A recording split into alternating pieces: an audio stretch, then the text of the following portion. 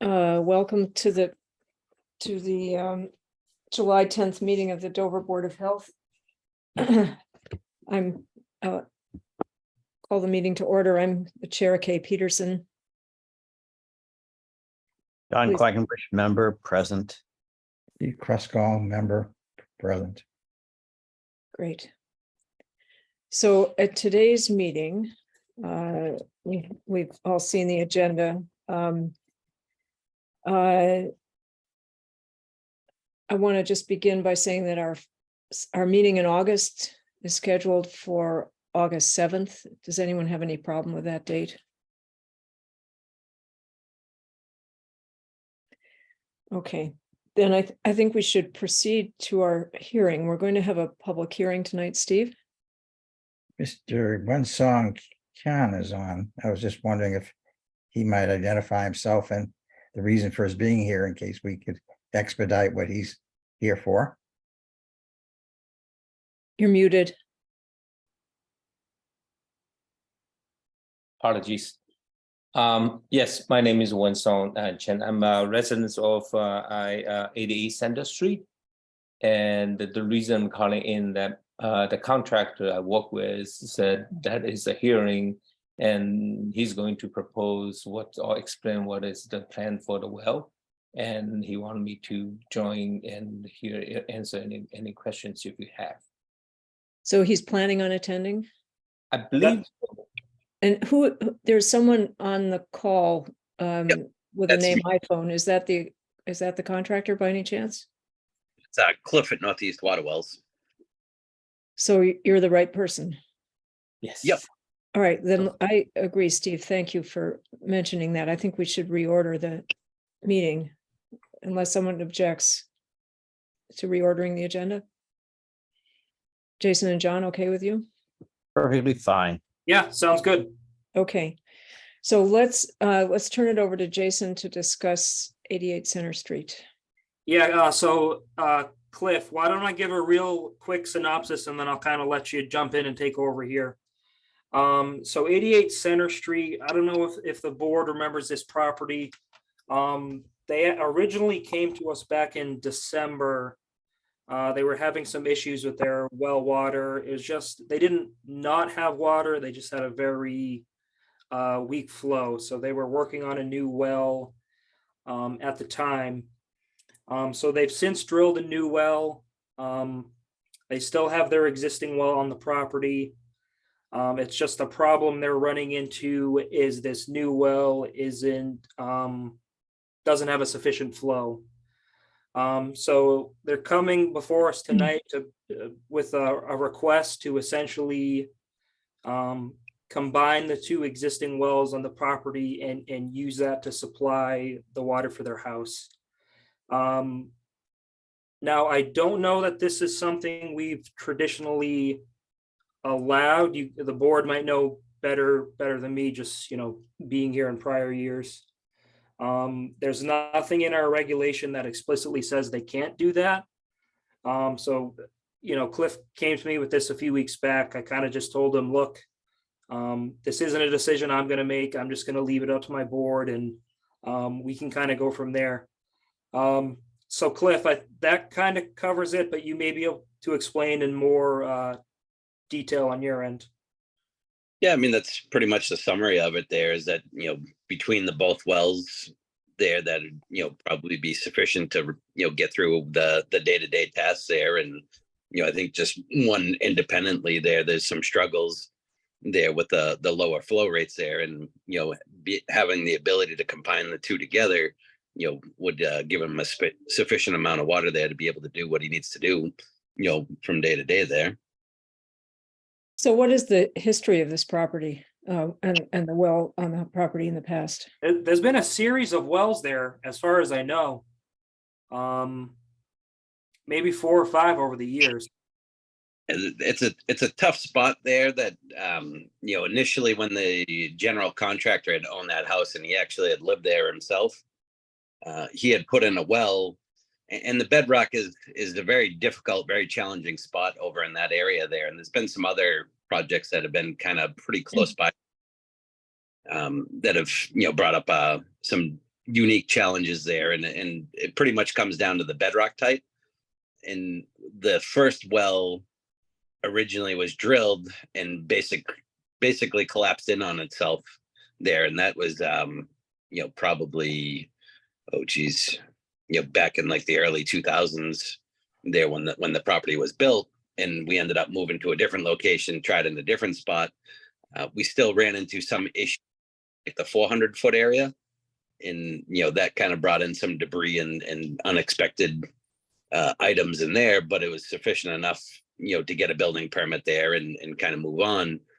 But over the years it's kind of slowly declined and been getting worse and worse, and so the flow rate has been kind of dropped down to a minimum there, where presents a lot of challenges. And Wensong can probably answer how many people live in the home, but to get through the day-to-day tasks there, it's been quite a challenge there, and just not enough production to it there, where they kind of have to wait and let it recover. And now putting in the secondary well, was the hopes were is that this one would produce better and maybe get into a better bedrock area. And so far we haven't seen the bedrock issues like we have in the other previous wells there, but the the production rate is not as much as we had hoped for. And currently I think it was producing about 4 gallons a minute there, which is still on the lower side. But I think combined between having the ability to utilize both of them there, and I think that would resolve a lot of issues there, and kind of solve the day-to-day quantity issues there. Steve? Have you considered fracking? We did do a hydrofrac to it as well. And, basically I think it was doing about 2 gallons a minute prior to the hydrofrac. And then it was about 4 gallons a minute after the hydrofrac. We still haven't done like an official flow test as of yet there, but the, that's kind of the next step, is to, do the official flow test. But we have done some preliminary there, and it, was lower than what we expected there. How many bedrooms, Cliff? So I'm just trying to pinpoint what our magic number is, if you will, in terms of flow. Is it 5 bedrooms?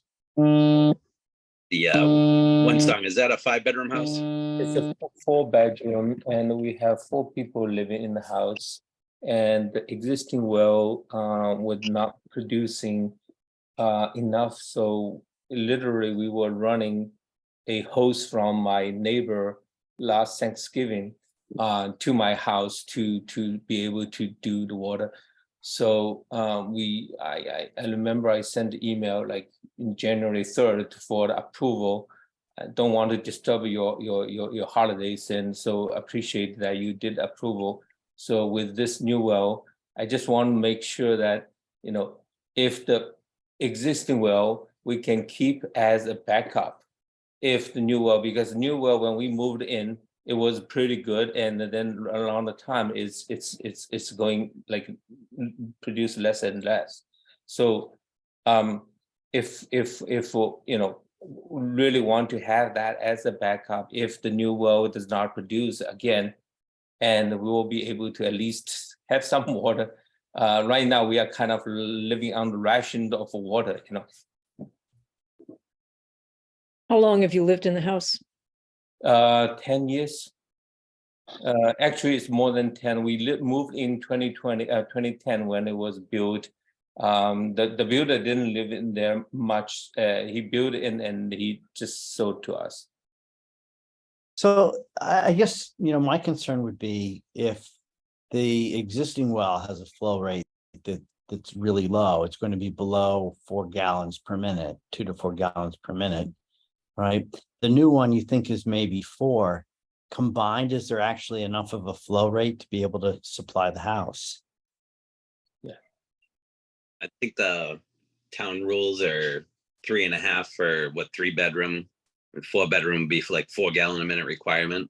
Correct. So 2, it'd be acceptable to what the regulations are. And, I think given the storage of the 2 wells combined there, that, getting by from day to day, and household use there would be more than sufficient to be able to supply your typical, 3 or 4 people staying in the house there.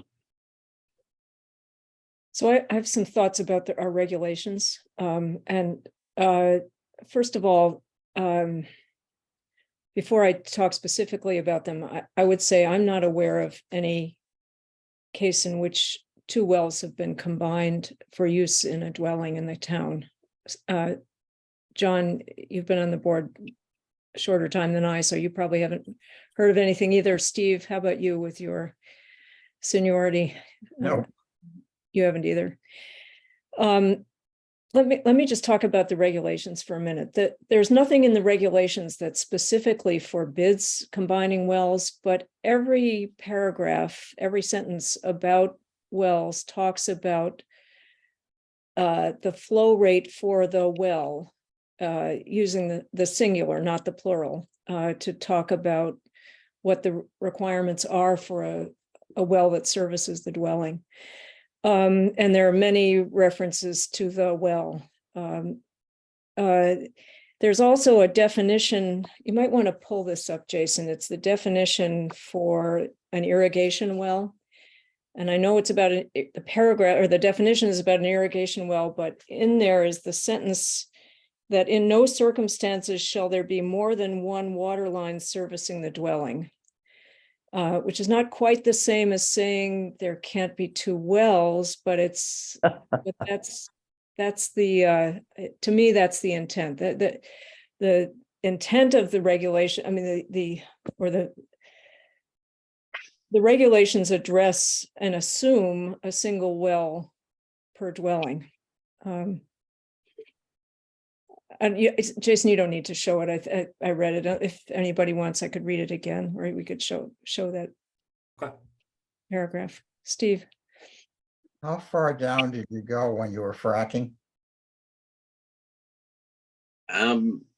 Typically, in most cases, they usually go down about 60 feet and get below the casing. And then they'll usually drop down another couple 100 feet there and then hit it again. So we- how far down did you go? We didn't actually do the hydrofracture ourselves there. We subcontracted McKinstry. But to my knowledge, it was like 60 feet and 300 feet. Because there are people in town who have gone far further and fracked. As far as depth, And what's the depth of the well, the total depth right now? I believe it was 1,000 feet. Okay.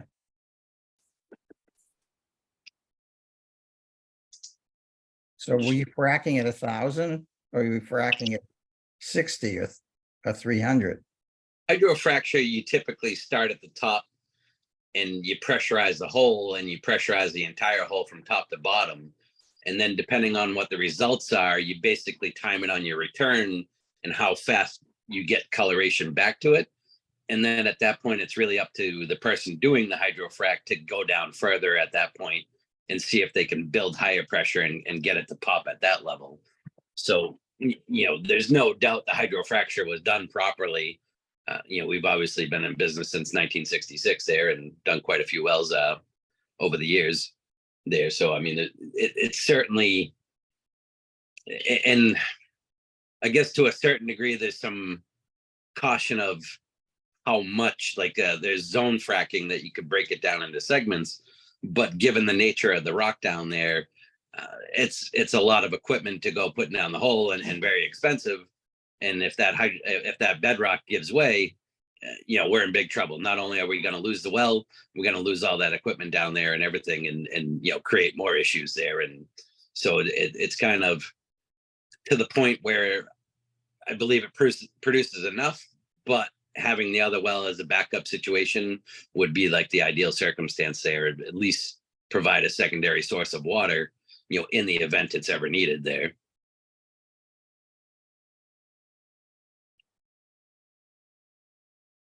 I assume that this property is not near any public water supply. Is that correct? Correct.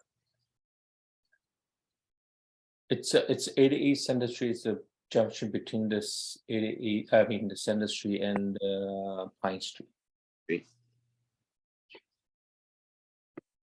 I'm just trying to remember that how many people in town, when they've done everything they could, have been unsuccessful in getting a functioning well in What's- 2 or 3 years. And I can't think of anyone. I can't either.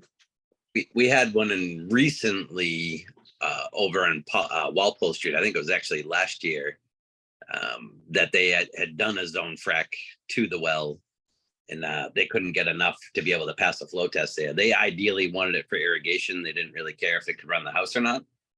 But they just didn't get enough flow out of it there, and we ended up filling it in. That's the only one that I can remember in all my time of working in Dover that we had a well, but it was more so the client kind of threw in the towel because it was just mainly for irrigation purposes. It wasn't really suitable for what they wanted to do, so we just filled it in and abandoned ship on it. But if they had wanted to use it, or if they had wanted to persist in seeking an irrigation well, you could have tried other locations on that property, presumably. Yeah, and they just didn't want to put in any more expenses. Yeah. And it wasn't like a dire situation that they needed to, put in a well to be able to run a house. And in the instances, where you have to make that well work in order to be able to build a property, there can sometimes be multiple wells. There was some scenarios over on, Wilsondale, with that 100 Wilsondale. I think there was multiple wells that were put in one property over there because they had struggles getting enough flow to be able to sustain, household use there, not even accomplish irrigation there. But I think they put in like 3 or 4 different wells, trying to get the desired flow that they needed just to be able to build the house. I think it was more than that, but they finally did get a well that had adequate flow. There was never any proposal to combine wells. Yeah. Do other towns allow you to do this, Cliff? Is this common practice? Yeah, I mean, Dover's a lot more involved with wells than most towns there. So, I mean, That's a good point too. you don't really see a lot of regulations in a lot of, state, the do's and don'ts of what you can do with the well. It pretty much, they just want the water quality test and the filings, maybe a permit fee. Some towns like Hopkinton and Sherborne, they require like flow testing. But I've never seen any town per se have like just a single well allowance there that usually there's no restrictions in that aspect of it.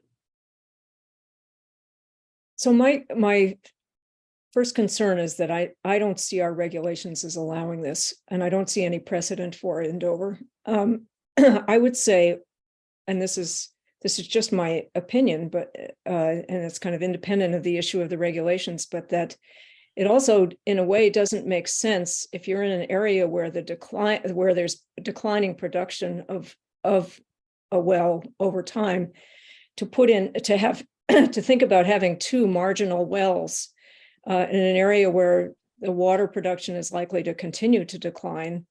Doesn't seem like a good long-term solution. But that's just my off-the-cuff opinion, and that's not an issue for the Board of Health, really. Was the case. Our issue is whether this is allowed by our regulations or not. And that was kind of the case with the other well, but in this one, there's not really any way to tell what the future is going to bring for it. But the hopes is that it, in the event, if it did choose, which is a big if, but if it did, there's at least a backup supply that he's not without water and having to run a hose from a neighbor's and celebrate that Thanksgiving dinner running off of a neighbor's hose. It's not a very pleasant experience. But the other option would be to drill again. If well number 2, I'm calling the 4 gallon per minute well number 2, if that failed, another well could be drilled conceivably. And the square footage, is very limited, and the alternative option are going to really put us back into the spot that we know is a very bad area there, and kind of if you're standing on the road looking at the property, to the right side of the property, it tends to get worse and worse as you get further off to the right there. And we're kind of pushed over as far to the left of the property that we can get. there and, still maintain the town setbacks there. So we're kind of running out of room. We're either going to encroach on the septic or we're going to get back into the turf that we know is a really bad area to drill in. It's just, it's a 1 acre lot, right? That's correct. Yeah, so you don't have a lot of space to move it around, I would guess. Right, we hired the engineer, did the survey, this is the only spot that is identified.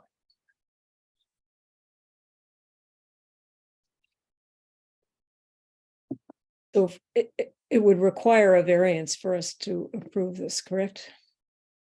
What if that is as we described that the existing well is not really connected actively used only when it is configured in a way that is only in the situation, meaning that by no chance there's any times 2 wells running.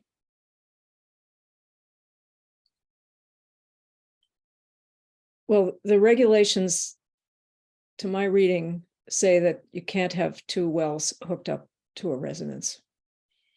Yeah, At but at the same time. right.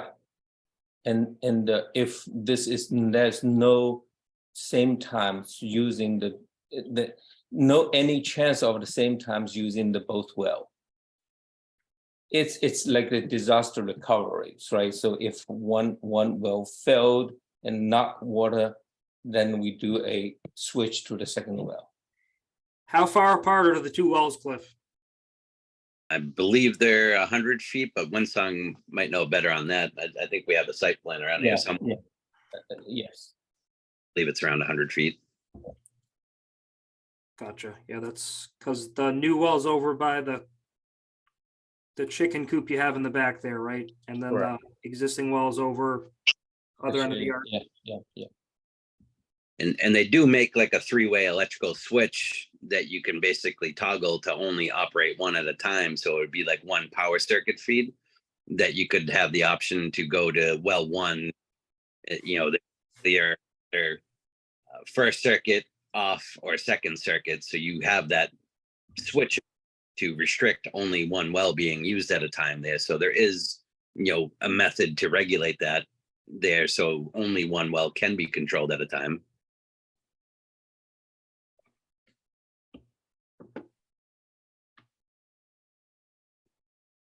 Does anyone else think we should talk with town council about this? I think that probably makes sense. I've been looking, trying to see if there's any kind of Massachusetts regulation on multiple wells, and I can't find anything. There's nothing for the state of Massachusetts there, and and I've never run into any other town that has any restrictions on multiple wells there. I want to say maybe Ashland, Massachusetts. I think Sherburne may. I just coincidentally happened to be listening to a segment of a meeting at Sherburne, and there was discussion about this topic. So Yeah, there's not a whole lot of private well regulation in general. Even the fact that we have our own regulation is kind of, I don't know. Not a lot of towns have their own well regulations. I'm not saying we should or shouldn't allow this. My only point is I don't know that there's anything we can point to that explicitly says they can't do it. There is the piece you mentioned, Kay, about having the 2 water lines connected, but I don't know that that's the intention here. Well,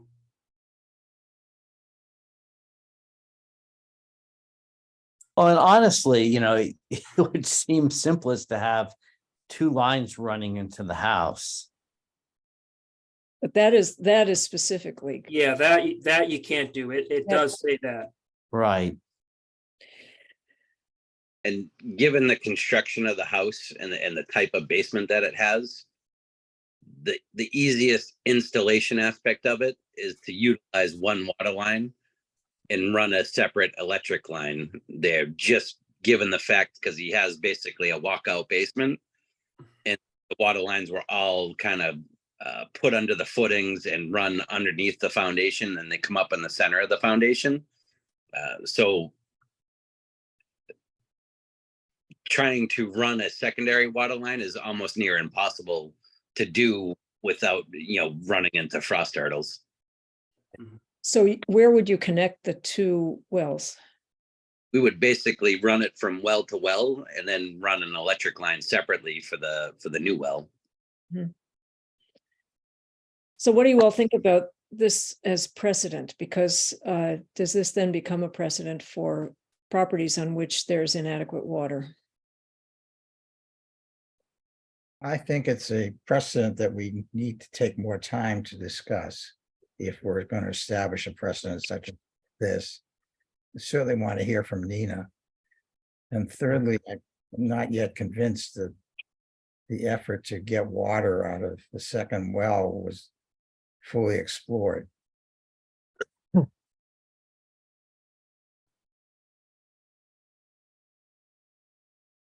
Yeah, I would agree with Steve. I mean, I feel really sorry for you, Winsong, about having to deal with this for so long. But, Kay said this earlier too, that the idea of having two marginal wells on the property that are probably tapping into the same aquifer doesn't give me a great deal of confidence that this is the best long-term solution for you either. So, but it's my Cliff is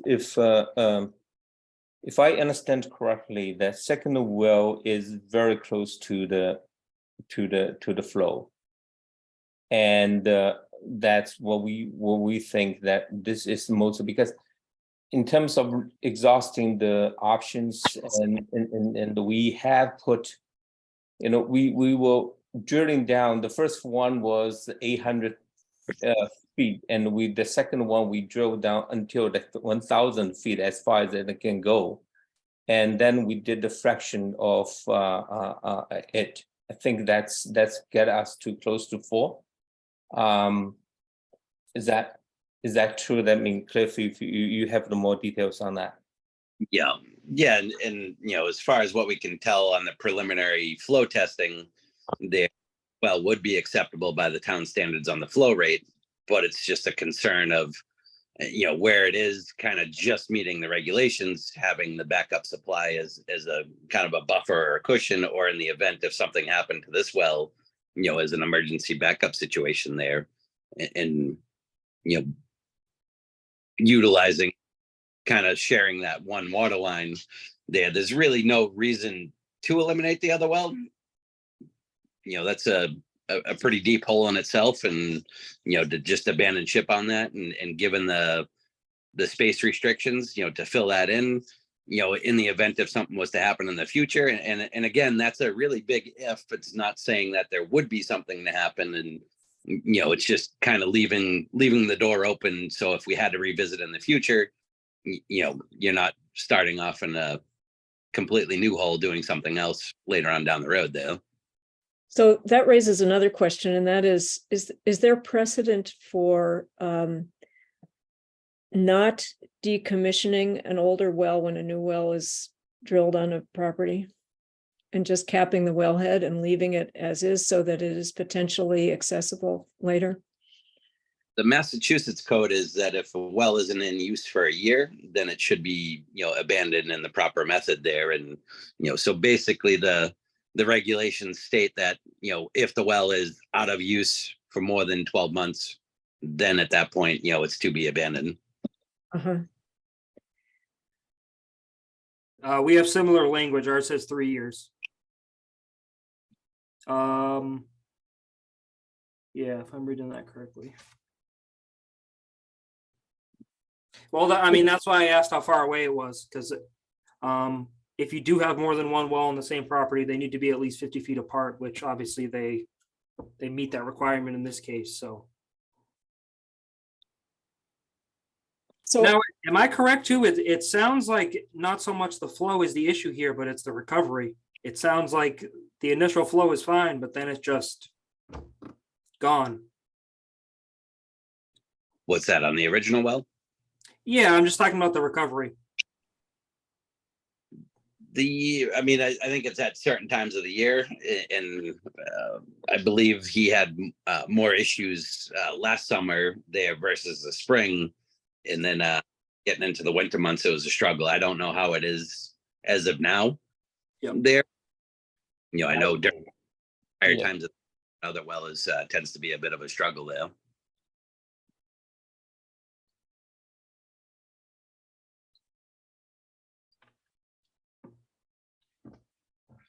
Other questions or thoughts? Again, I just want to reiterate what I said and phrase it perhaps in a different fashion. With this request, we're being asked to potentially change the entire playing field for the ability to develop houses in this town. And I'm not sure I'm ready to decide on that tonight. I mean, that bears a lot of discussion. Yeah, and I agree with you, Steve. I think we'd have to have input from some of the other town boards before we could move forward with a change like that.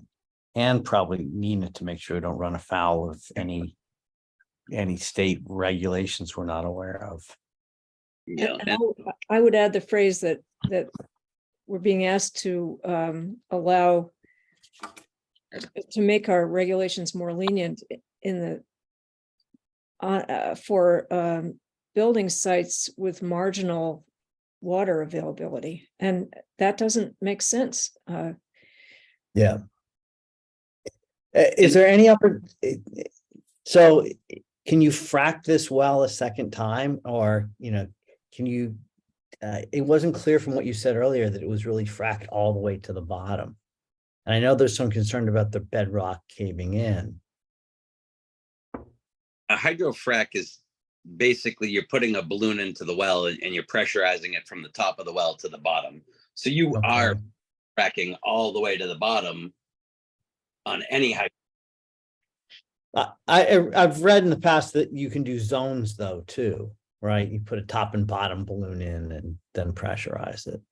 The zone is a different method where you basically have two balloons and you're Yeah. fracking the two balloons. So you're doing it in 60-foot or 100-foot segments Yeah, and not necessarily hitting the bottom, but you're hitting targeted sectors where you're basically forcing it into a small space instead of all the way from top to bottom. So a standard hydrofrac utilizes the whole entire well, whereas zone frac breaks it into and you're putting it into a small space. And the zone frac on this particular well would not really be a good option there, given the lithology and the type of bedrock that you're running into. And as far as the regulations go, the well still passes the town standards, so you're not manipulating your regulations because of you're not meeting the standards. This well does meet the town standards.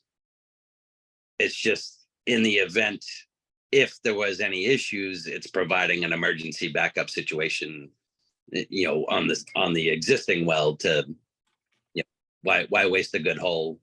It does provide some value. It's more so the original well is not, capable. If it was new construction today, it probably wouldn't meet today's standards.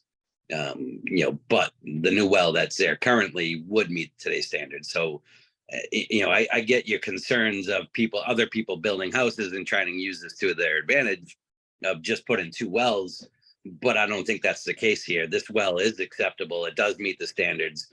So if the rules had to be twisted in any way, your well still needs to meet that 3.5 gallons a minute with a 3-bedroom home. And, I don't think there would be any difference or changes to the regulations to bring in a new home contractor that's going to build a home.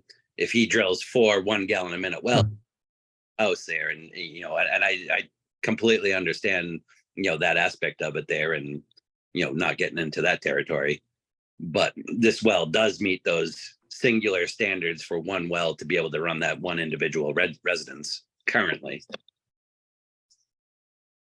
Well, that's an interesting point.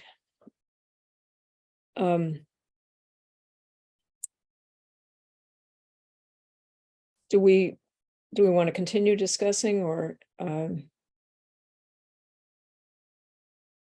I think it needs to be tabled for further.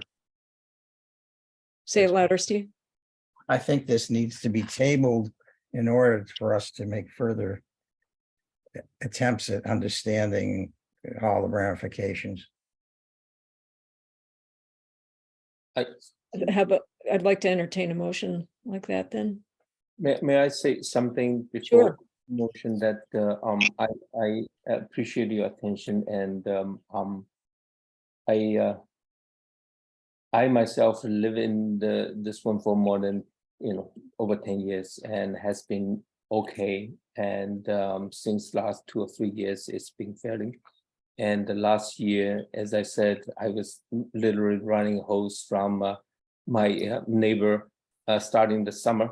And during the Thanksgiving, I was I was even not able. I'm scared, right? So I wasn't able to do any water during the Thanksgiving because the pipe is running from my neighbor is frozen, and I did not send email to you. I sent the email to you on the 3rd because I don't want to disturb your holidays and so on and so forth. So I really want begging you to have this one approved and really, I mean, so I can have some water in my house. So right now I don't know what will happen the summer coming, and I may go into the same situation. So far I'm okay, but we are running in the case that I cannot have multiple loads of the washer machine and wash machine and the dishwasher and have shower at the same time. I have to ask my kids, hey, please don't do the shower when I run in the wash machine. So really I appreciate your consideration, but this is the situation I'm living in. Well, we appreciate your situation and don't take it lightly. And we do need to do more homework about this. We also appreciate the quality of this discussion. I think we've all learned something from it, and but we really do have more work we need to do before we make a decision. So I think, John, you're muted. I was going to say, our first house in Dover, we had a well fail and we had to drill a second well. And so trust me, I empathize with where you are. I had to run home and stop at the market and buy gallons of water for my wife to finish washing her, rinsing the shampoo out of her hair. So it's not a good situation to be in. Mhm. So, we want to try to work with you to find a solution, but, we really do need to do our homework on this. Thank you, and we did put a lot of money into that as well already.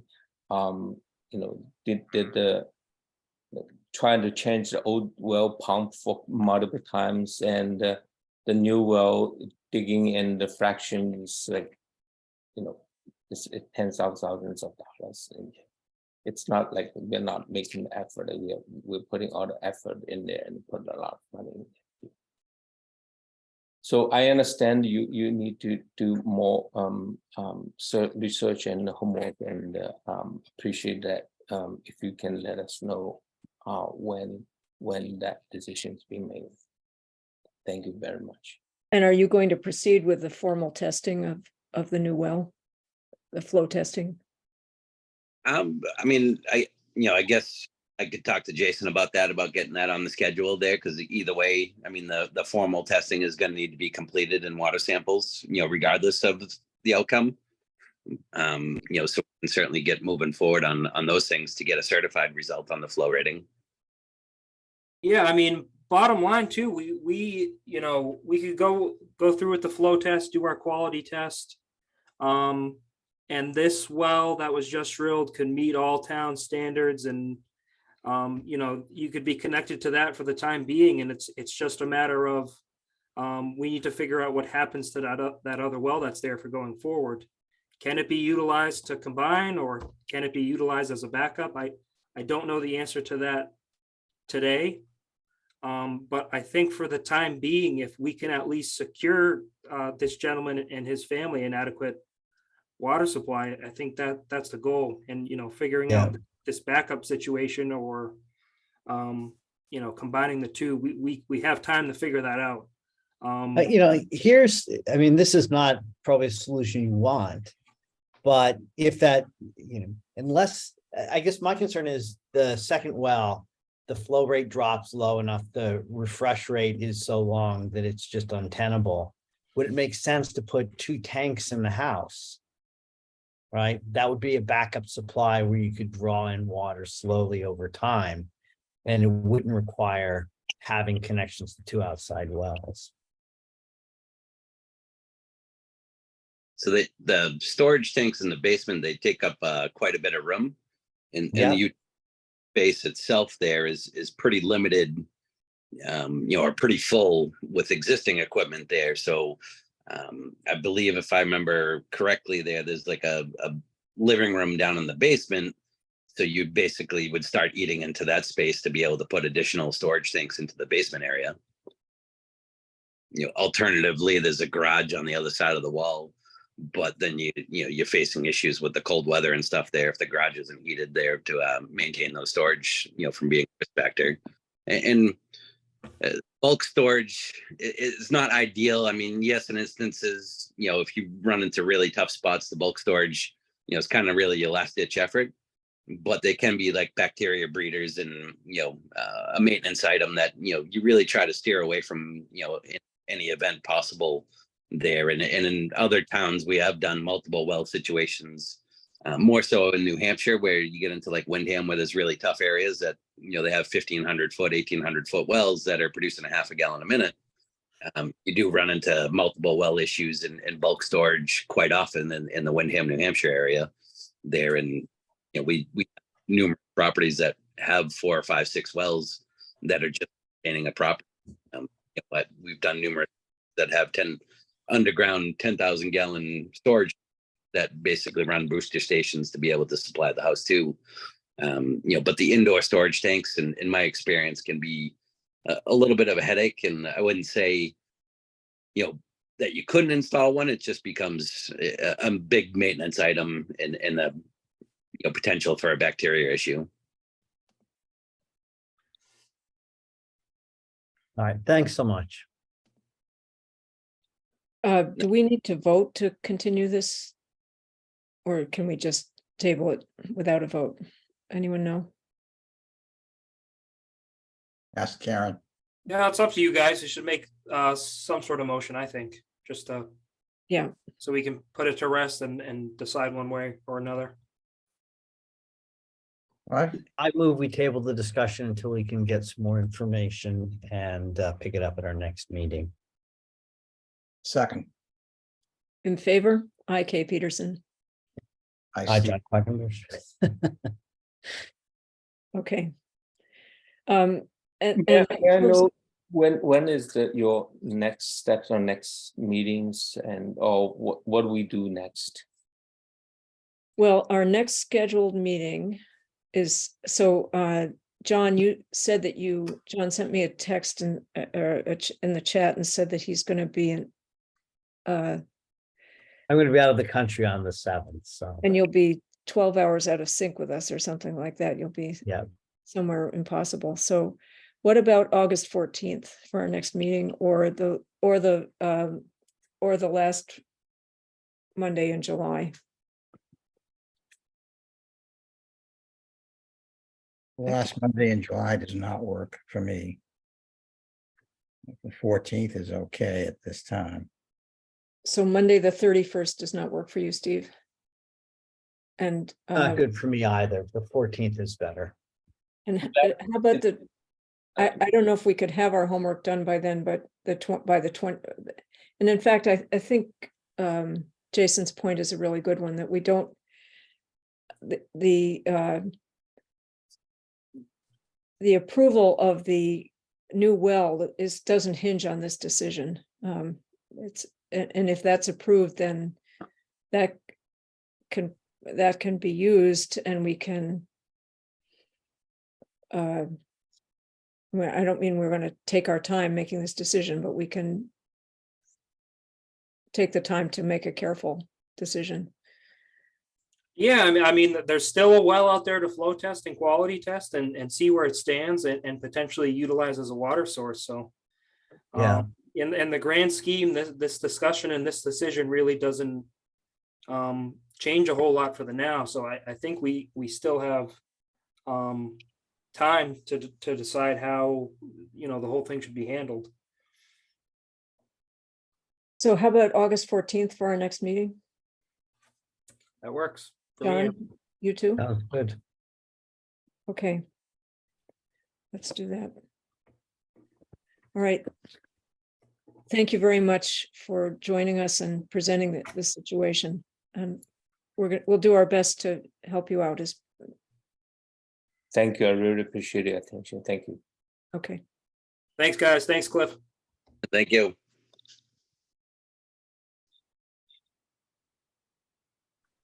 All right, so we ready to move on to our hearing? Is that still Cliff on the iPhone or is that someone else? Yeah, that's me. I'm Yep. trying to Oh. figure out how to exit this. Well, you're welcome to stay for our hearing about. Yeah, feel the- free to stick around, but Yeah, it's going to be fascinating, so. All right, so we have a hearing scheduled and we should now vote to open our hearing. There's no one here, but I think we still need to conduct our hearing in a formal sense, so I'd like to entertain a motion that we open the hearing. I move we open the hearing on the proposed changes in tobacco regulations in town. Well, first of all, I'd like to understand why there's no one here.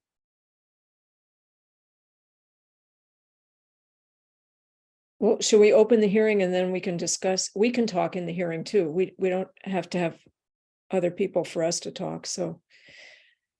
Shall we? Are you going to second the motion, Steve, or should I? No, I'm not. There's, Okay, there's no one here. Which it seems to me a bit of anathema. No one would attend this. so I will second the motion so that we can open the hearing.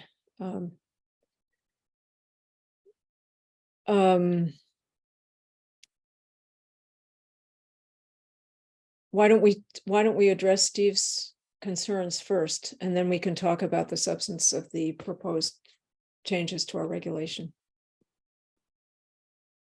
Steve, tell us what your thoughts are about this. Well, I'm not sure that the intent was to adequately advertise as regulations require. I looked at the most recent and edition of the local newspaper, and I may have missed it, but I didn't see a notice. So I assume it was in two issues, the previous two issues. And that said, the people who care about, the immediate people who care about tobacco licensure right now, at least a couple of them have other concerns of greater note to deal with, as well as any potential people who would be entrepreneurs and might want tobacco licenses. So I'm just mystified why there isn't anybody. I do know that the selectmen were not aware of this until Friday or Saturday. Carl popped into the office today because he got a phone call from a selectman over the weekend. So it hasn't been very well publicized. And that's a concern to begin with, never mind my other concerns. it was in the June 29th edition, just so the group knows. Yeah, was it in another edition as well on a different It was- time? It was not. It was supposed to be in the July 6th, but it didn't make it in. Okay, so it's not exactly fitting the letter of how this was supposed to be advertised. The requirement is it just has to be posted in the newspaper. It doesn't give a specific time frame.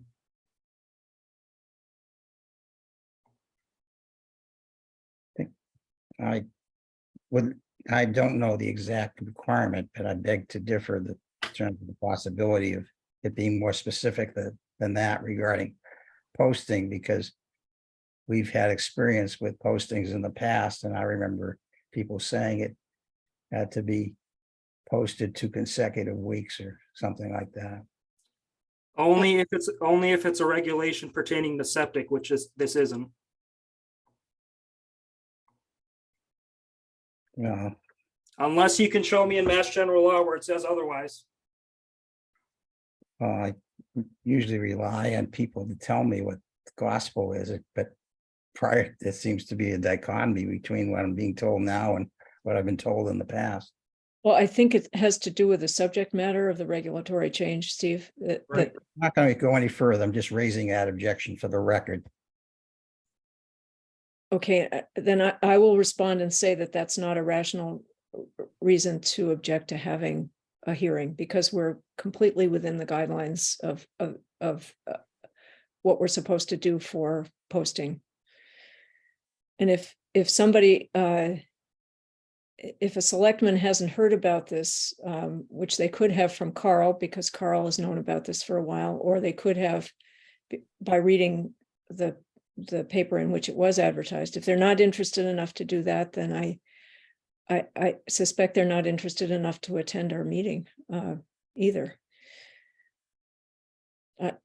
It would be surprising to me that a selectman wouldn't read the paper and look for the ads, is what I'm trying to say. And I don't think if a selectman wanted to be here and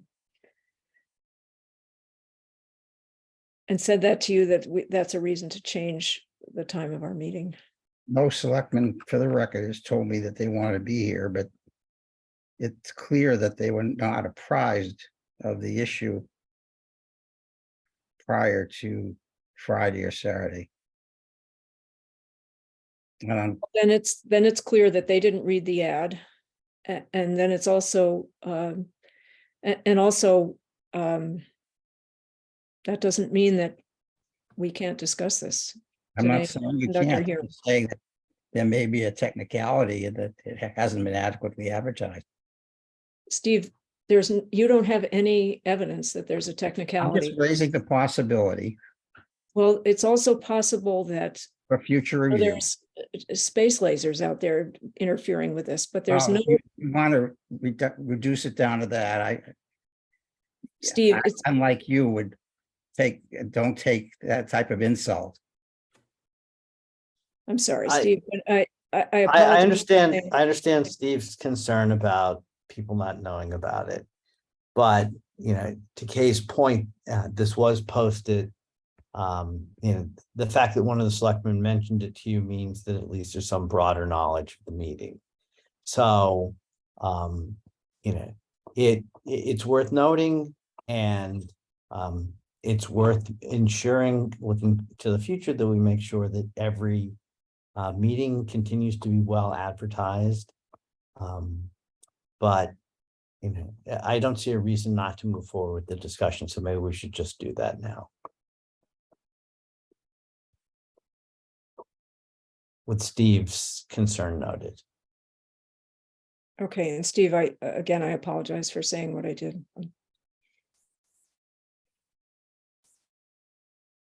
So did any of you guys receive questions, comments, anything you want to share now? Do any of you have your own? Nothing, I was comments or curious if questions, or- anything came in to the advertised email address.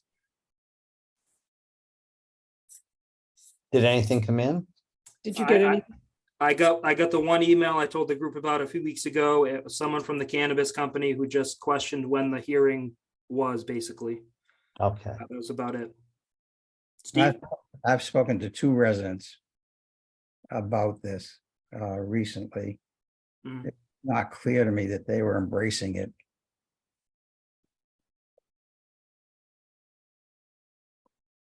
That one was not. Okay. was there a reason behind it, Steve, other than they didn't like the idea? They feel it's an over regulation, not necessary. We can go into the arguments, but the arguments are multiple, but I did send Jason some information today about the decline of usage of tobacco and the target audience that these regulations are purported to be aiming at. And I just think that when you add regulations in this town that people don't think have a lot of validity, it weakens the ones that should have validity that might be added in the future. But then I also had the experience with the attempt to regulate large animals, which you may recall brought out hordes of people because that was well advertised in terms of what was transpiring.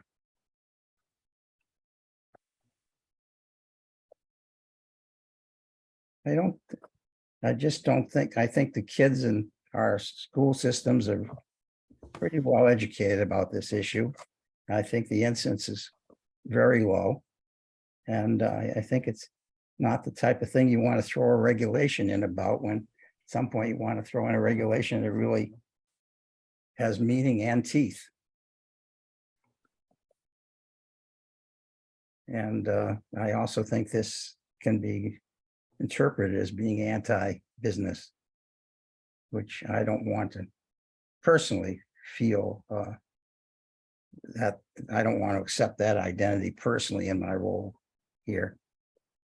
I think that there is a time for business in this town. It makes some sense going forward.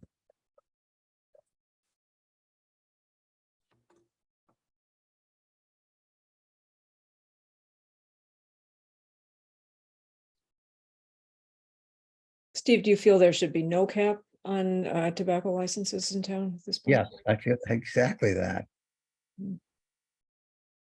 Because it's just not an issue worth regulating.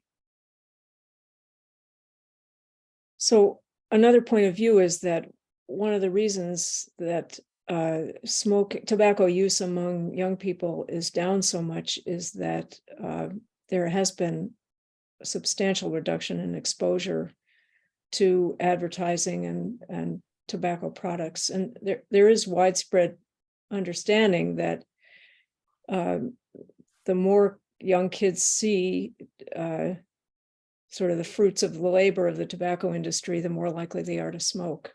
And that the density of establishments that sell tobacco products makes a difference. I also think that vaping is a big concern among young people. And I don't know the incidence of vaping in our schools, but I know Actually, that, pardon? Actually, it's quite low and diminishing, but if you really want to be concerned about something, you can be concerned about the use of cannabis. I am concerned about cannabis, but but doing something like this doesn't preclude us from doing something about cannabis if we want to propose doing something. I don't think it's a zero-sum game. I think we can become involved in both if we think that's important.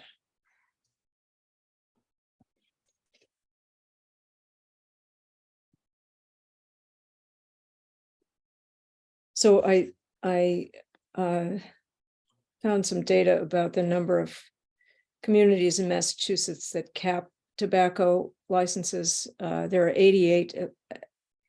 This is on the DPH website, and 88 cap licenses, 263 don't. And of the abutting towns to Dover, the ones that do cap licenses are Natick, Needham, Medfield, and Westwood. Sherburne, Wellesley, and Walpole do not have caps.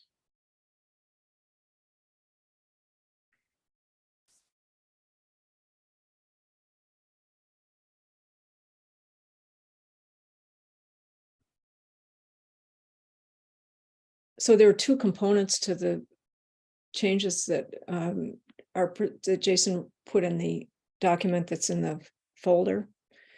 One has to do with capping the number of licenses, and the other has to do with the procedure for transferring licenses from one establishment to another. So should we, I'm thinking we should probably review and vote on those separately. Once we have to close the hearing though before we vote. And we can also discuss after we close the hearing, because the hearing is the time for the public and and we're permitted to discuss during the hearing too, but we can discuss after we close the hearing. Should we close the hearing and then proceed to talk about them one by one? I think it makes good sense, Kay. I move that we close the hearing and then discuss the individual changes to the regulation. Steve, I'm assuming you're not seconding. No, if it was rephrased in a way that I could second it, I might.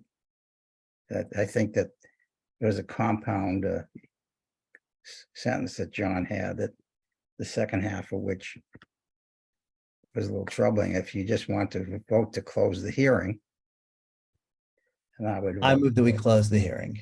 I vote yes. Or you second the motion and then we all vote yes.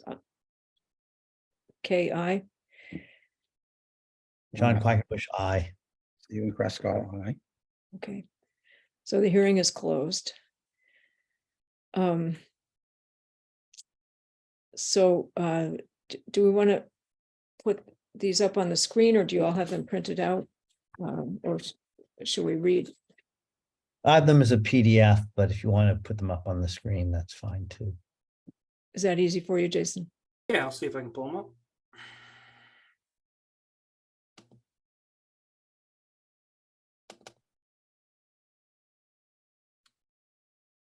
Everyone can see that?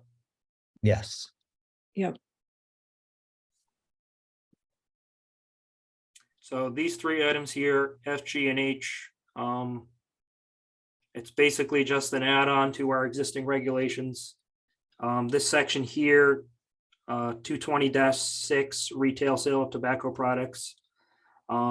If you look at it as it's written now, you know, just our current regulation in its current form, obviously it goes, you know, all the way up to F, so that I kind of just, you know, tacked on here just to keep it simple. So the main piece we're looking at is the capping of the licenses at 2. And then G and H are kind of just, they're meant as a way, our current regulations, if you look at them, they don't really outline any clear transfer procedures or anything alluding to relinquishing permits, giving up permits, those type of things. You know, we're going through it right now with the new market. So this is just kind of it's meant to simplify it and just make it a little bit easier to grasp and just give a more direct process. So I don't know if you guys want to do this one by one or do it all together or whatever you think's best. Point of order. Carl Valenti came by this morning and I happened to be there, and he came with a specific intent about asking about this. And one of the questions he asked were how many permits was it capped at? And I made a mistake and told him that the intent of the initiative was to cap it at 3.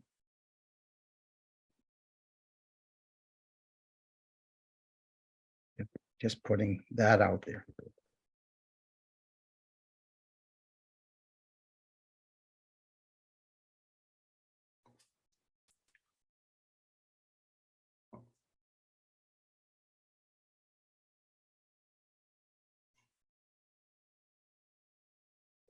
Well, I think it makes sense to go through and review these one by one. Okay. Right?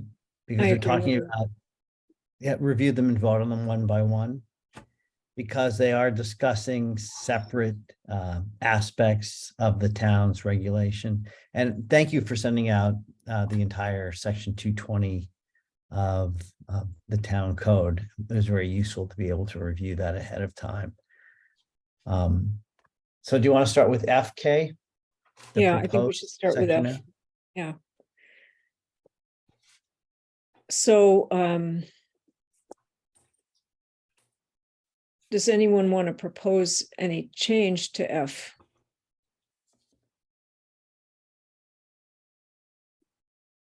Well, Steve, were you proposing 3 instead, or were you just acknowledging that you made a mistake when you were? Acknowledging that I made a mistake to Carl. And I also, for the record, did not discuss this with Carl at all beforehand.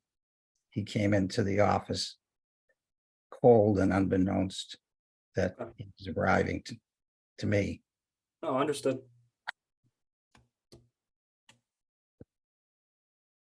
Did he have any comments about it, Steve? He did not. He said that he had received a call from a selectman and who wanted him to find out what was transpiring. Mhm. Well, hearing no discussion, I move that we adopt the proposed subsection F as an amendment to the existing town regulation code, section 220, subsection 6, which would cap the number of tobacco product sales permits in the town to 2. I second.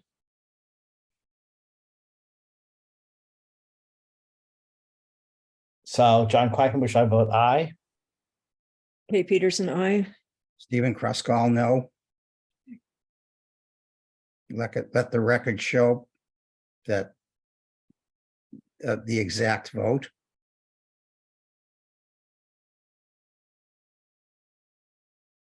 And All right. So we want to do G next. yes, let's do G.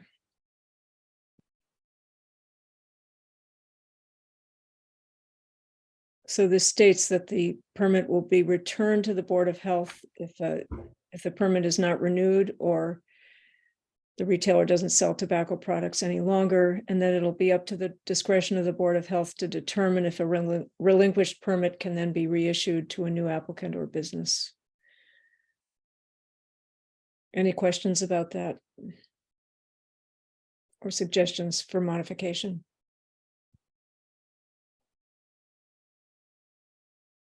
Then So when we say a retailer no longer sells tobacco products, do we need to put in a period of time? I mean, how do we determine that they've stopped selling tobacco products?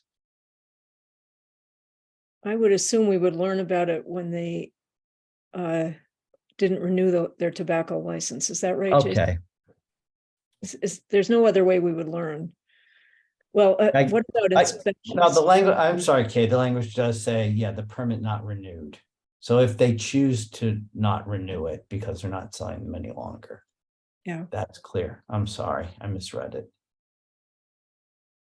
We might also, it's possible theoretically that we might learn about a business no longer selling tobacco products if they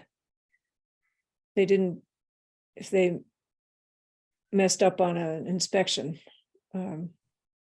Or if we inspected and they had not told us, but they had stopped selling.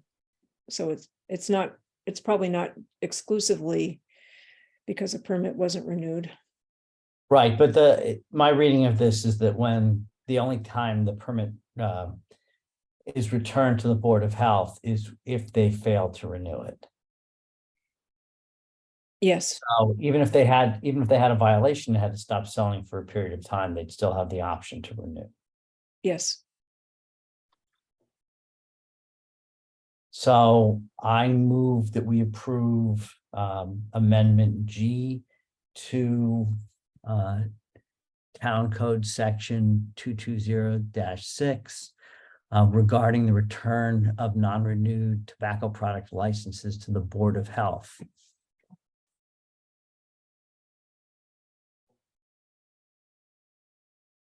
I'll second that. So John Quackenbush, I vote aye. Kay Peterson, I. Stephen Kruskall, no. And let's move on to H. Applicants who purchase or acquire an existing business that holds a valid permit at the time of the sale must apply within 60 days of such sale or acquisition for the permit held by the current permit holder if the applicant intends to sell tobacco products. And that if the transfer application isn't received within this specified time frame, the permit will be deemed surrendered. Is there any discussion about that, or are there any questions? I mean, given where we are right now with Dover Market and the confusion about what the process is, I think this is absolutely essential to have some kind of regulation in place. So I move that we approve Amendment H to Section 220-6 of the Town Code that would dictate the process by which valid tobacco product sales permits could be transferred between businesses at the time of the sale of said business. I second. Is there any discussion at this point? It seems, I just want to say this, it seems to me, but I'm interested in what the rest of you think, that this would satisfy the needs of a new owner of the Dover Market. I think it would.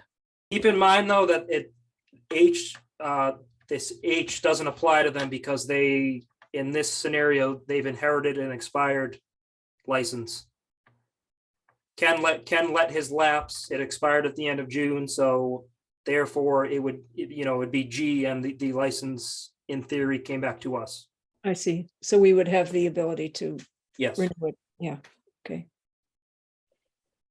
Whereas if he hadn't let it lapse and sold the business, Yeah, maybe. then, Yeah, it'd be then, slightly then H different, would apply. slightly different scenario. Yep. Yeah, okay.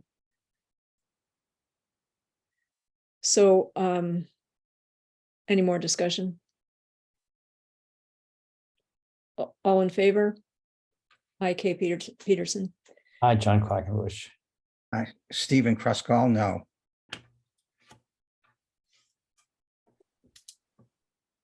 Yeah, Steve, I understand your discomfort over this. But from my perspective, this is an important public health issue. And I think one where, we have to balance our role as leaders in the town in this area against other concerns. So, I fully understand your concerns. But I'm happy that we've been able to move forward and do this. I'm glad you are.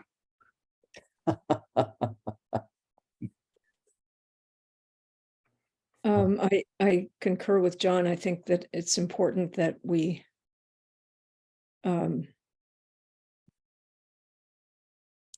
limit access to tobacco, and I don't think that business concerns should override that. I think in reality, probably 2 permits is what we need in town, and that there won't be request for more. But if there are, it's also true that we could someday change our regulations if we felt we had not enough for some reason. So Yeah, not we're a just- small town, and this seems like a sensible number to me. And I have a question for Jason. So He's going to take on the lottery next. We don't regulate that. So no. You can make an argument that gambling is detrimental to the health of the town. Excessive gambling. And I imagine there are people in town who have that issue. I know there are. I have a question for Jason about 22016. This is just there for information, right? There's no information about the process at this point. Oh, yeah, that's a great question. So when I sent this to town council, in looking at the entire picture, they recommended to just also make sure we change the bottom piece, which it's really nothing special. It's just denotes when votes and changes have taken place. So that's this section down here in red. Obviously, we will update with today's date, and then it'll be published as such. Do you think that we should vote to do that? To add the date? Or is that just administrative? It's probably overkill. I think it's already implied, but I mean, you're welcome to do so. Well, then I'll move that, seeing how the amendments are listed chronologically, just to make sure all our i's are dotted and t's are crossed, I move that we amend section 220-16 of the town code to add the date of today's approved amendments to 220 section 6, subsections F, G, and H, to record those in section 220-16. Okay. I second. Steve, do you want to discuss? Yes, Thank Jason mentioned the communication with town council. And unless that's privileged information, I feel that that should be part of the public record.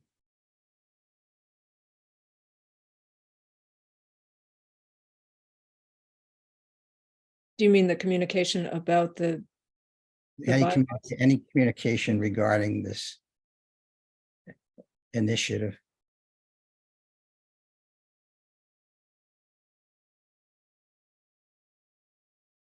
And, Well, I don't and think we have any official communication.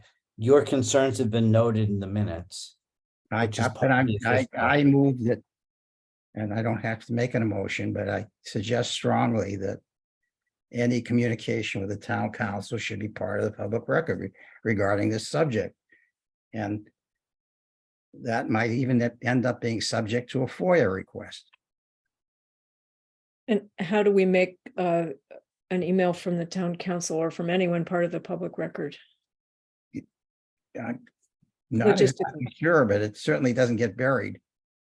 It's not buried. All the communications, that's the reason why we have doverma.gov email addresses. So all official town communication goes through there and they're maintained. Right, and they can be subpoenaed by a FOIA request. Or requested through a FOIA request, not subpoenaed. Do you want a copy of that email, Steve? Well, I would have liked to have seen one sooner, and maybe I did, just to be sure, but I suspect I didn't.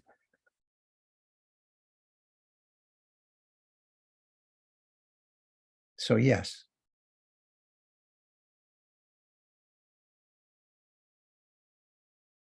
Sure, happy to do that.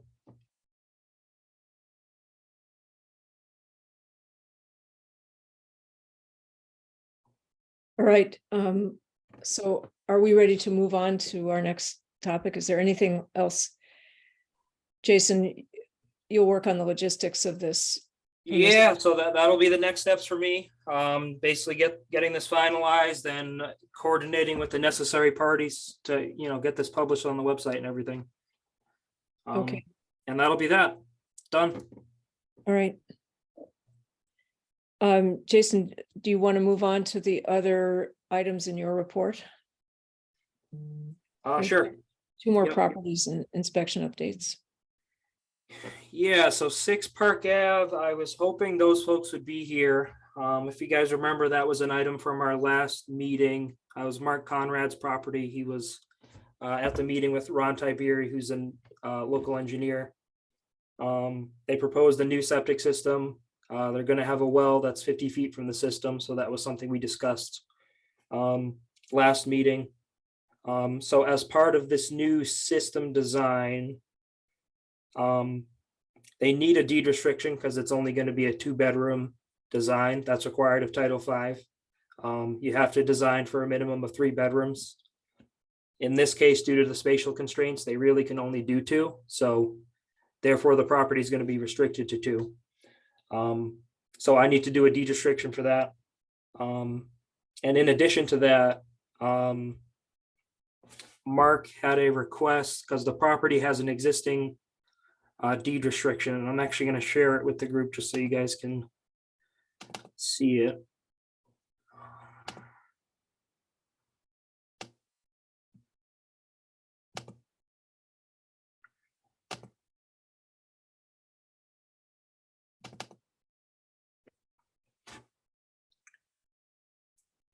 So just a little background on this property. It's always had issues with setbacks in relation to the well and the septic system.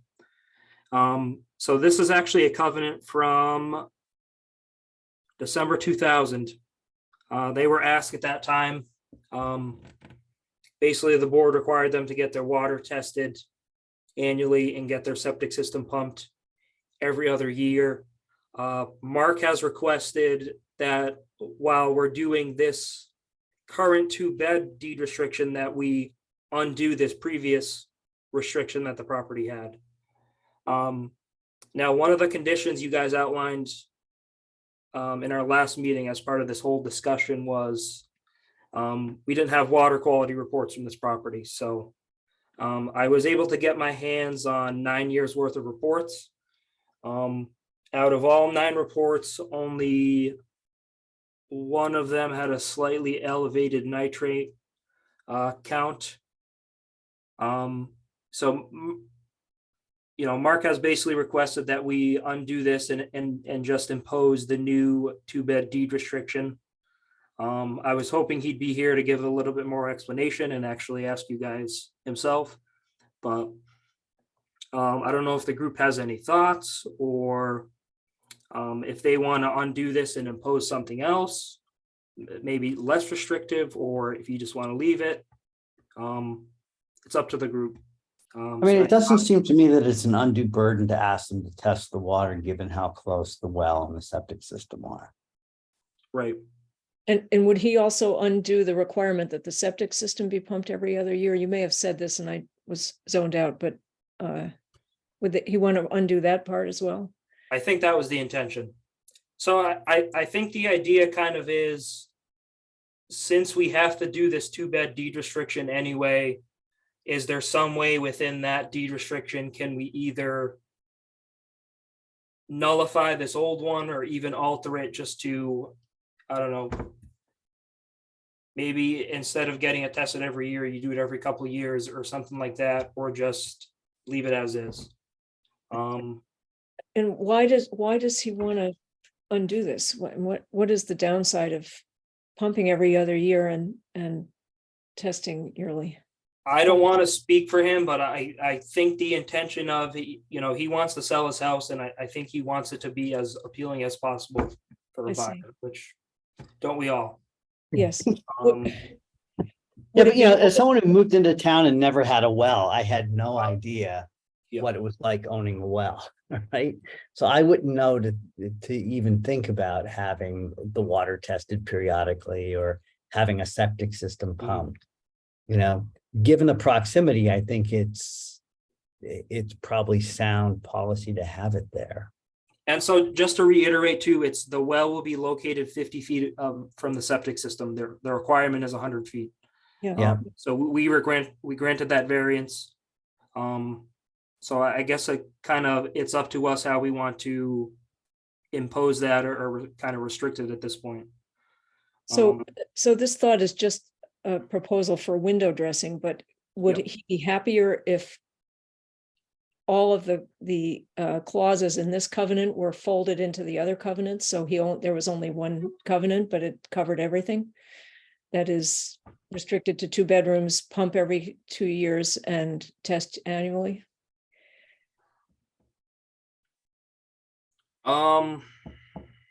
Again, he's not here to speak for himself, so. Yeah, I know that's Sorry. kind of what makes this Yeah. tricky.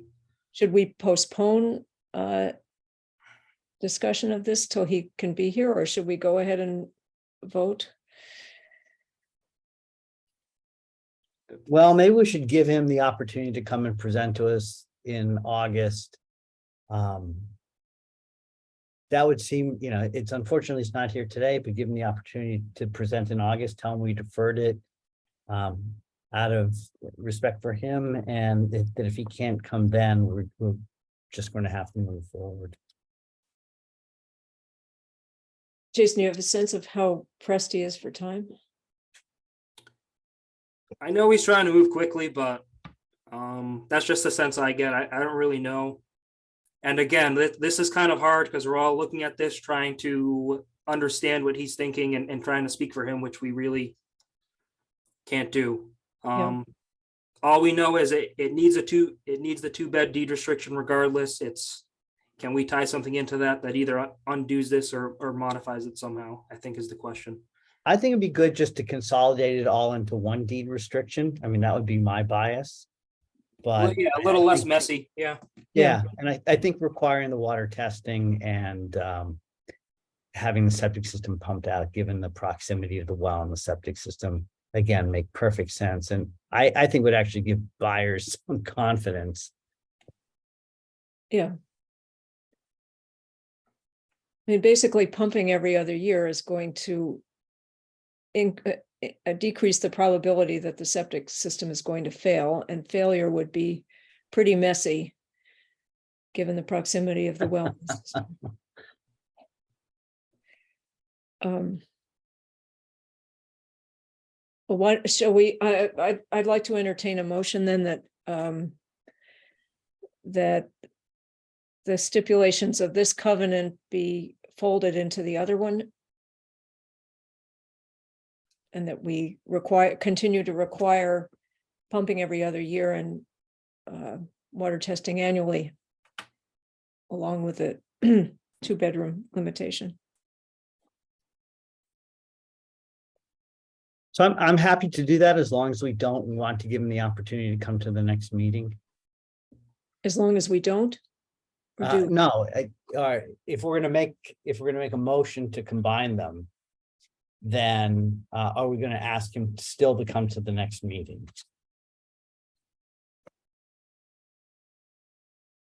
I guess I was thinking not, Okay, because he's in a hurry, and if we were. all right. If we knew he wanted to have input into our discussion, then we would just postpone a month, but if All our, right, so let's move forward, and then if he has concerns, he can always appeal the decision and we can hear.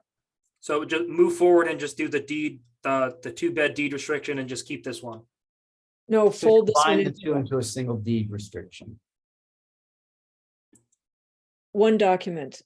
Right, one single deed to nullify the previous deed restrictions and replace it with an updated deed restriction that limits the property to 2 bedrooms, requires annual testing and biannual pumping of the system. That makes sense. All right, so I move that we nullify the previous deed restriction. We provide a new deed restriction that would limit the property to 2 bedrooms, require annual water testing, and require pumping of the septic system every 2 years.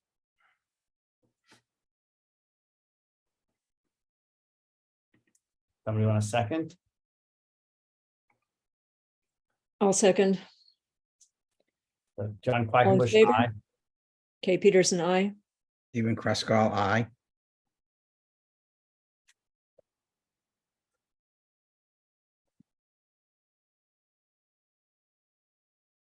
All right. 65 Main Street. Yep. So this is a septic approval. It's a 2-pager, so bear with me here.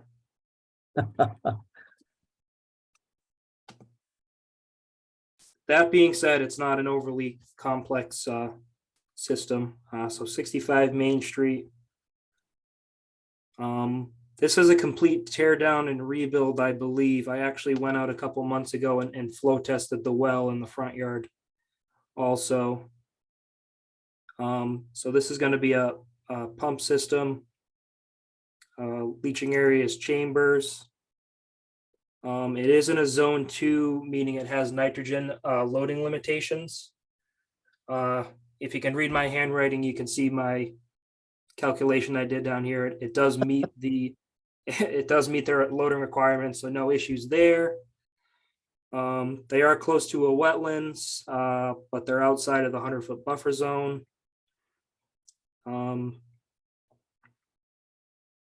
Not sure of the exact location of old system, but I know it's in this area somewhere, so they'll just need to make sure that's pumped out and abandoned. And here's page 2, just so you guys can see this.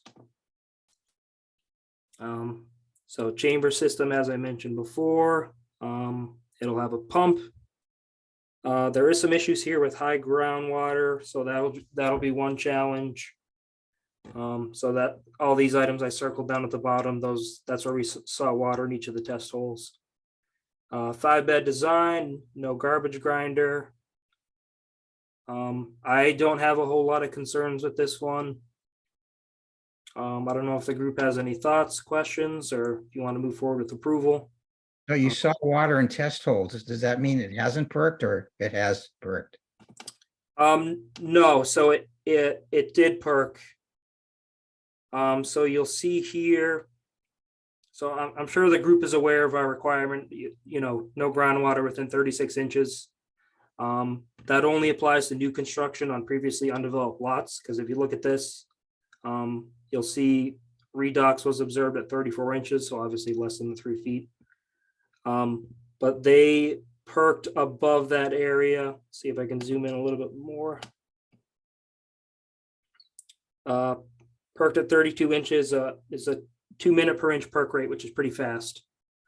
So you'll see up here, since it is such a fast perk rate, it does need a greater separation from bottom of leaching area to groundwater. So they, in this case, it's 5 feet. So Wait, where is it 5 feet? I mean, Sorry. the Up 5 here. feet is, the 5 feet is, yeah, so 5 feet from the bottom of the leaching area, the bottom of the chamber here to groundwater. It needs to be 5 feet because it's such a fast perk rate. If it was a faster perk rate, they'd only need 4 feet.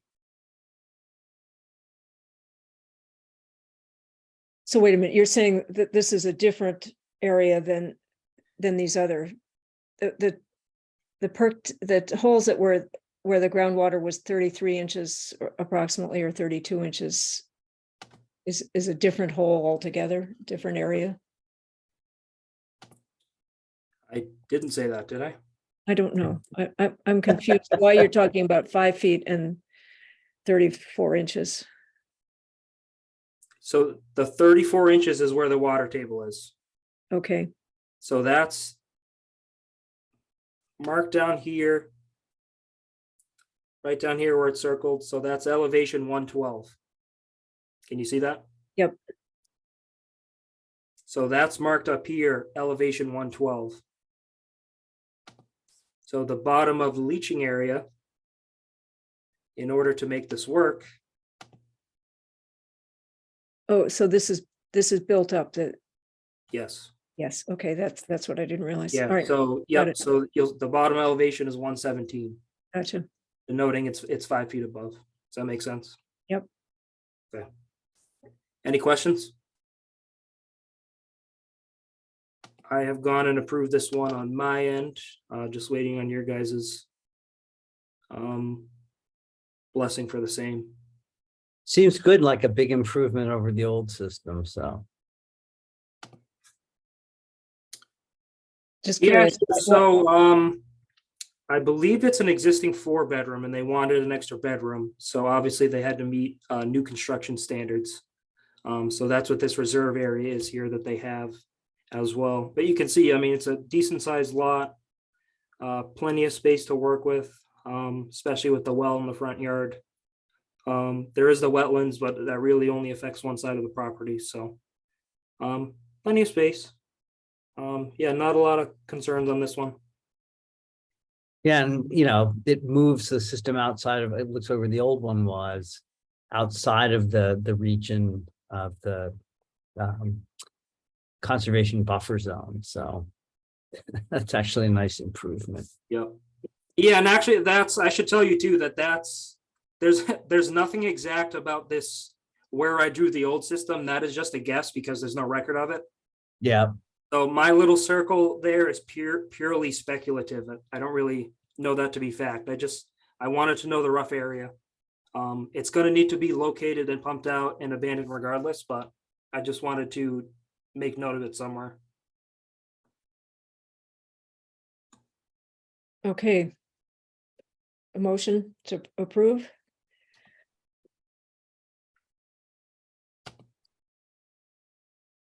I have to get my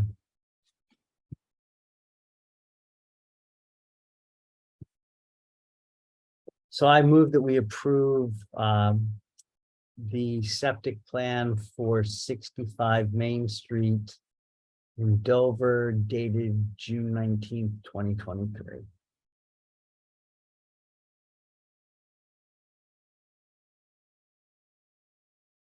I'll second. second.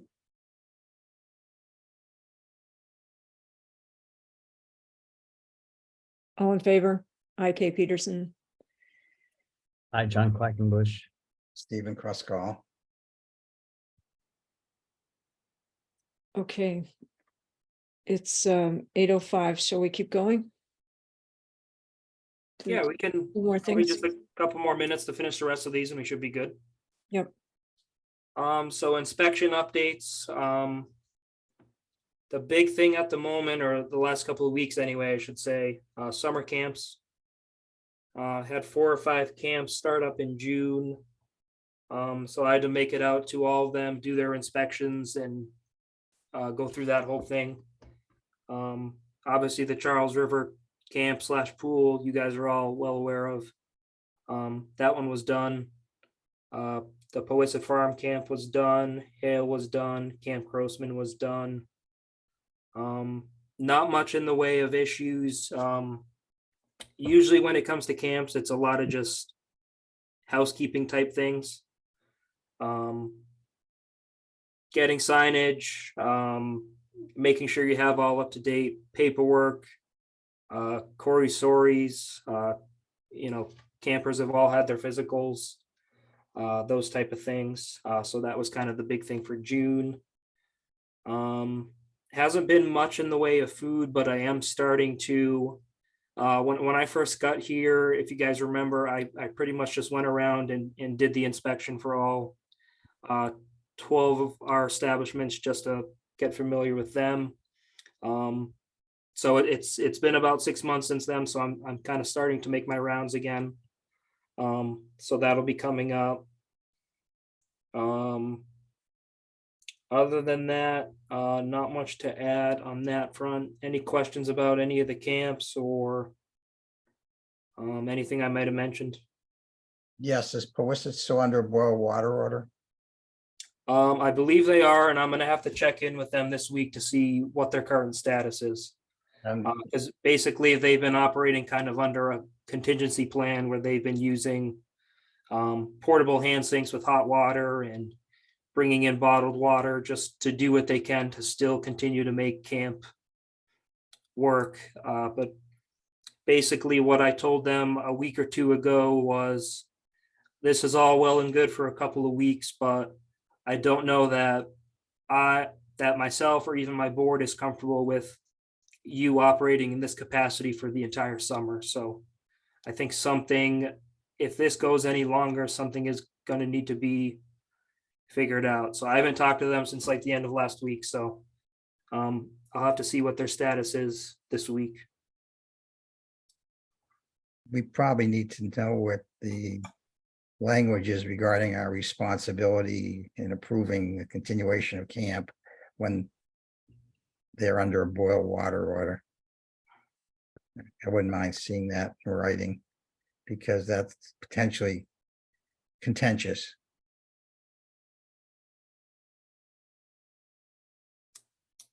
So, what is it? Is there a health risk if they're bringing in bottled water and they have hand washing stations that are using bottled water? Where is the risk to the camp in terms of public health?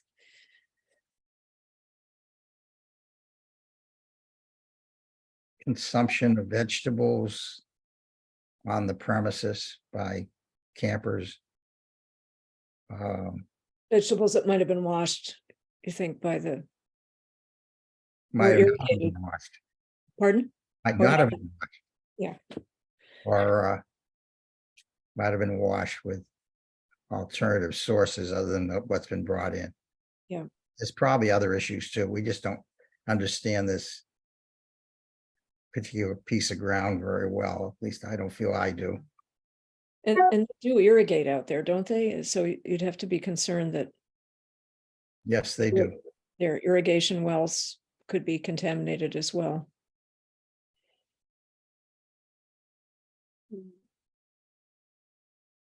So I mean, and they're pretty public, so wouldn't want something untoward to occur as a result of our negligence. We have to be concerned about the farm stand at this point, if there are irrigated vegetables. They seem to have taken all the vegetables out of sales. That they seem to respond very quickly to, at least quickly enough. Yeah, last I heard, they discarded any product that may have potentially been impacted. And they ceased any vegetable operation, if you will. And I think they did resume selling the vegetables, but in an unwashed capacity. So nothing that would have been affected by the water there. But what about irrigation? Do they just, are they a public water supply? Do they have one well for? Am I right that? Yeah, they're a public water supply, which is why the DEP is involved. So is the DEP then talking with them about whether irrigation is a safe thing to do? Yeah, not only DEP, but keep in mind too, they're regulated by the Department of Agriculture, or whatever it's called for the state. DAR, I guess. Yeah, DAR. So they've worked all that. They've worked that all out with them and have coordinated something. So that's someone they've also been in touch with. So not just us either. So our purview is the camp and whether we continue to allow the camp to operate.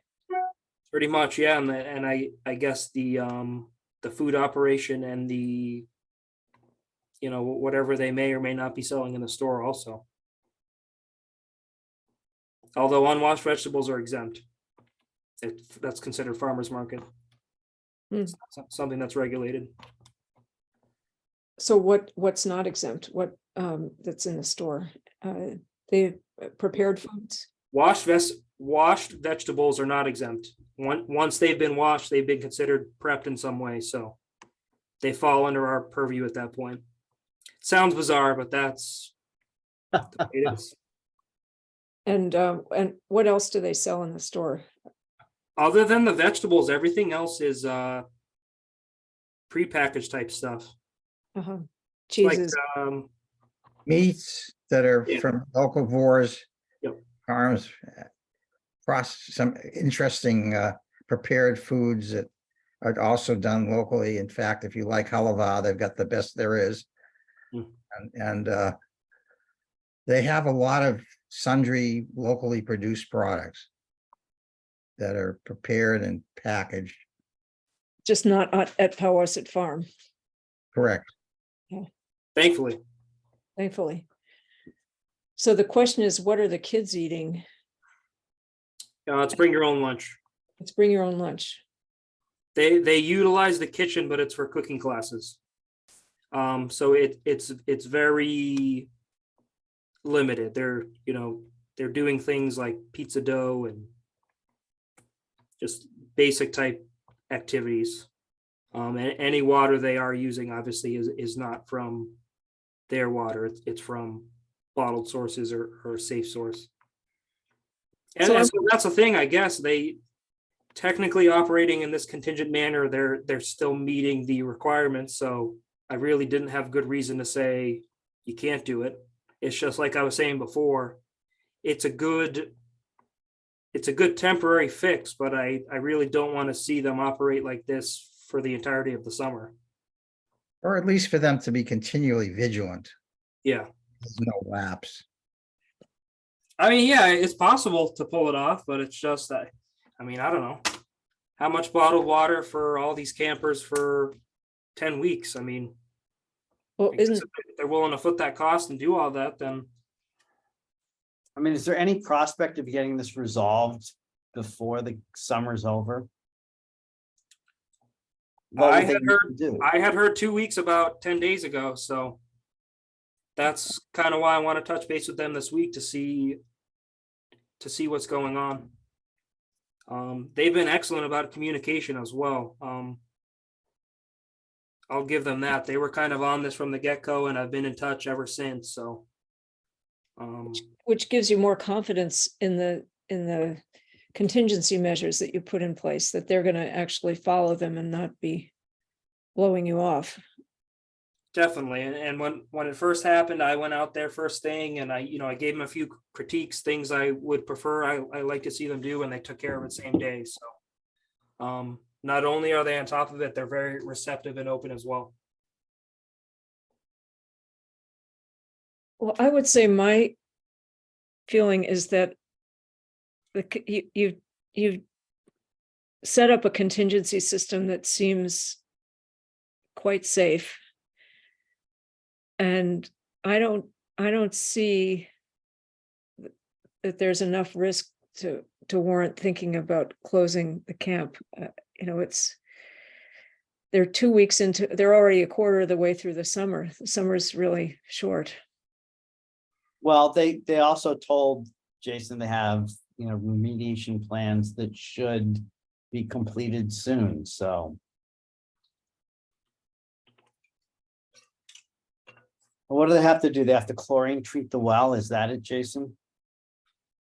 Something to that effect, yes. And I mean, it seems to me like the, Independence Day holiday weekend would have been a great time to do that. And then, maybe they're just waiting for the water test to come back. Well, it's not so simple. They also have to understand the source of contamination if they That's can. true.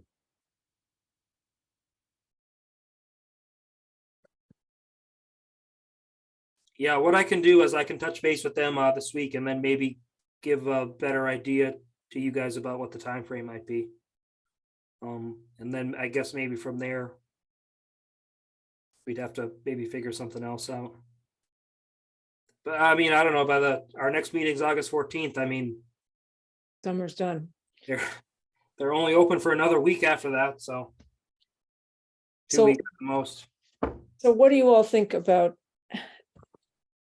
I mean, if let's say the worst case was that they couldn't figure out what the problem with the well is, and they had to either continue with the current system or close camp, would we be comfortable with them continuing the current system through the end of their summer program, which is, I guess, the third week in August, something like that?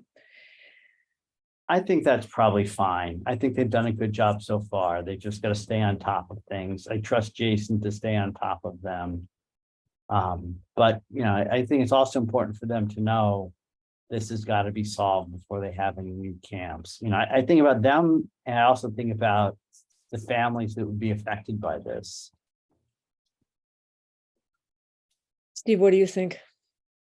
I agree with John, and I think that they do have a couple of possible sources that might have a high probability of being the issue. Cows, pigs, is that what you mean?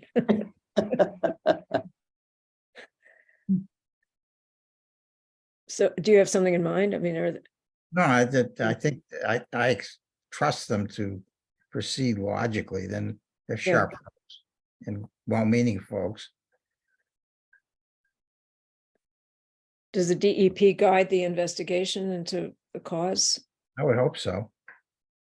Yeah, it's basically what's going on right now is I've been looped into all the correspondences. It's DEP is working with their water operator. I can't think of the name of the company, but they have Powassan has a water operator they work with who manages their water.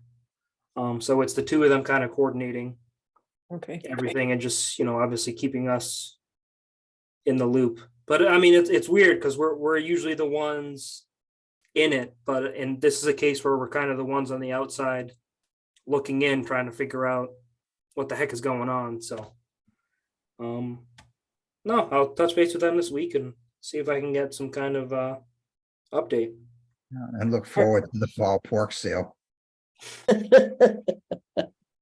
Jason, are you comfortable with us deciding in favor of continuing with the current contingencies for the summer if they can't resolve the well issue?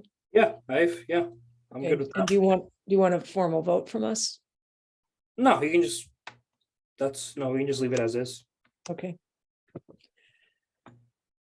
All right. Anything else about inspections?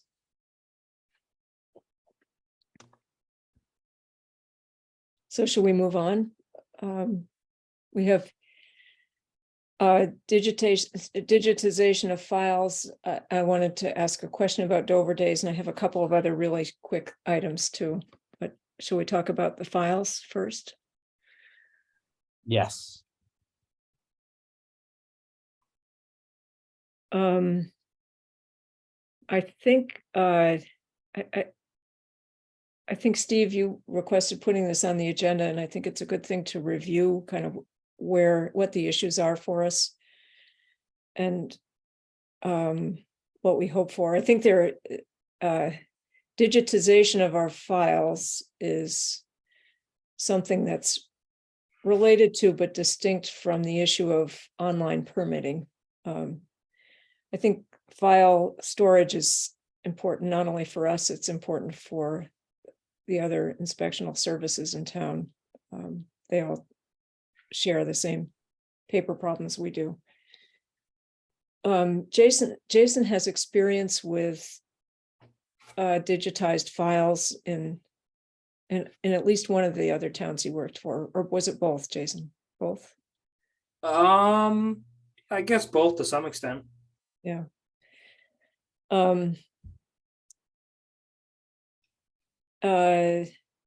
Steve, do you want to talk about the issue from your perspective, your thoughts about it? I think it's an issue that's long past due and that we do have the money for it that was we obtained through Louise Garlick. And Jason has expertise in this area, knows what he wants, knows what works. And I think we should proceed without having to ask any other entity about doing so. So who would do the IT operation for this? Who would figure out where this gets stored, how it gets uploaded, and how we deal with technical problems while we're waiting? And I ask that because I think it's going to, I don't think any of us has the expertise to do that, but that what we need is somebody who's responsible for IT in the town to help us figure that out. Well, when there has been intermittently IT in the town, and we've never seemed to be able to get that person to direct their efforts in our regard. So I would leave it to Jason to identify someone who we think could be the right person. He probably knows folks, and as much as been done in at least 2 towns he's worked with, and probably many other towns have already done this. I think this is a place where we have to wait, even though it's been frustrating to see how things have played out in town. I think we need to wait for a new town administrator, a new town IT director, because even if this isn't going to be integrated with all the other town systems, and I think, we've talked about OpenGov as being the system. OpenGov is the system the town wants to adopt, but I think going and doing it without at least trying to coordinate with the rest of the town is not going to go over very well, and it's not going to help guarantee our success.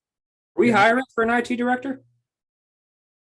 No, I think my sense from what I've heard is that first we have a town administrator, and then comes the assistant town administrator and either IT director or project manager. So John, sorry, Kay. No, go ahead, Steve. John, this argument that you just made has been made for 6 years. I've listened to it innumerable times, and we've gotten nowhere. And I think the technology is there that whatever we create can be linked up with OpenGov. And I think we should move forward.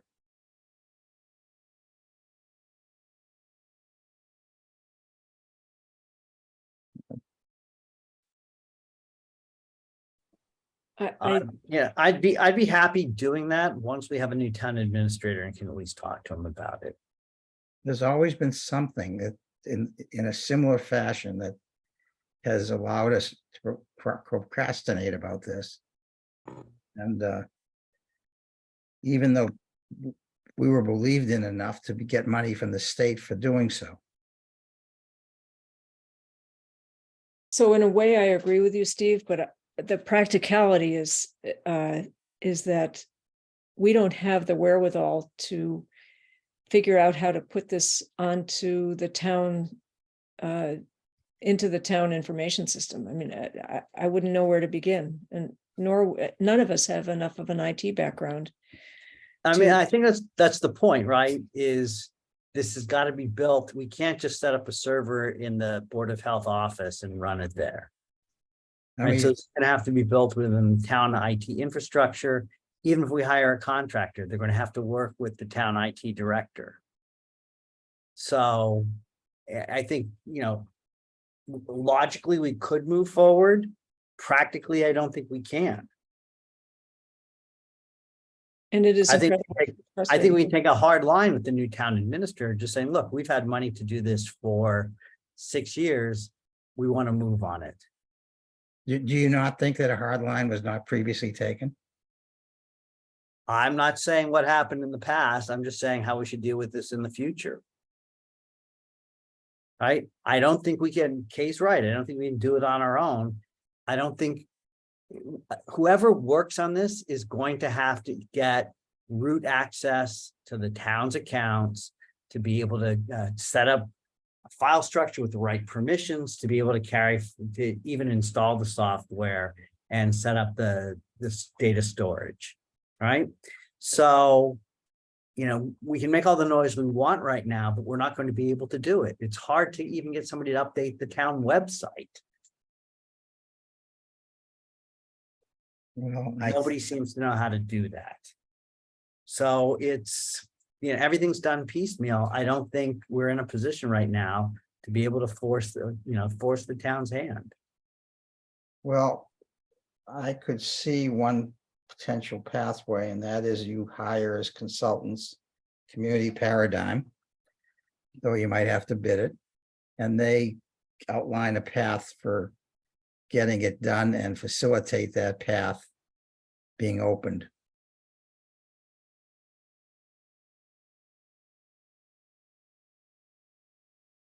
I mean, does it make sense to at least, we could push this to next meeting, and then at that point, the new town administrator starts next Monday, so, at that point, he's had 3 weeks to a month under his belt, and hopefully one of us, likely myself, will have at least had a conversation with him at some point, and maybe at least pick his brain about this and see where he stands on how he might like to move forward on this, or if he gives his blessing for us to move forward just on our own, or just at least talk with him and see what his thoughts are. I think that's the prudent course forward right now. I also think that we need to think about the other offices that we work with, building, Concom, and planning board, and their document storage too, because it doesn't make sense for a town to think about only enabling that function for one department. And I know it might take longer if we're all doing it, but I think we have a new administration coming in, and maybe there's hope for something happening. I certainly am hopeful. New HR director started today, by the way. I didn't get to meet him, just so everyone's aware. What's the title going to be? That's a good question. So it's I don't know if you guys heard, but it's a joint role. It's for the schools and for the town employees. So I don't know what the title is. I think it's HR director, but I'm not sure. That's terrific. So it's going to be an HR specialist rather than having it be part of the portfolio of the assistant town administrator. Yeah, Great. I believe so. Yep, totally separate.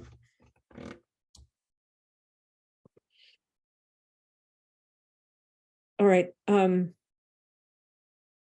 So we'll plan to discuss this again at the next meeting, and Jason, presumably you'll have talked to the new town administrator about the subject before. Yeah, hopefully. I'm sure the first couple of weeks are going to be whirlwind for this gentleman, but I don't want to hopefully get a chance to meet with him at some point, but But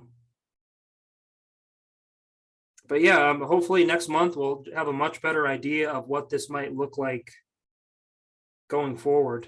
I'd love to do it because I think it's our biggest flaw and biggest issue at the moment. It's just, I don't know. Not think that we- going forward, we wouldn't love to see more of your handwriting on these documents, Jason. Yeah, no kidding. All right, shall we move on? Please. I put Dover Days on the agenda because I know it's July and Dover Days is in September, but that's really just 2 months away. And I wanted to ask, first of all, whether we've ever had a table at Dover Days or done anything, Steve, and you have the longest institutional memory. And regardless of what's been done in the past, do we want to think about doing something at Dover Days this year?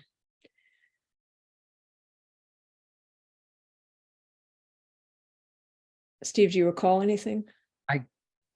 Vaguely recall, but not specifically. I think you'll have to check with Karen and or Jerry. Yeah. I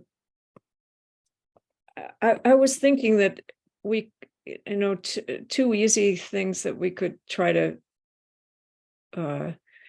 provide information about at Dover Days would be septic systems and tick-borne illness.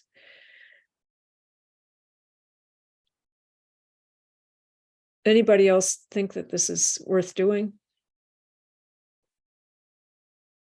I mean, potentially, but I think as much as it would be great to give out useful, helpful information, you for an event like this, you also need to include like some type of fun component or if we just have a table full of flyers, I mean, No one's coming, right? you're gonna walk Yeah. right by us and go to the table next to us that has the cookies or the candy.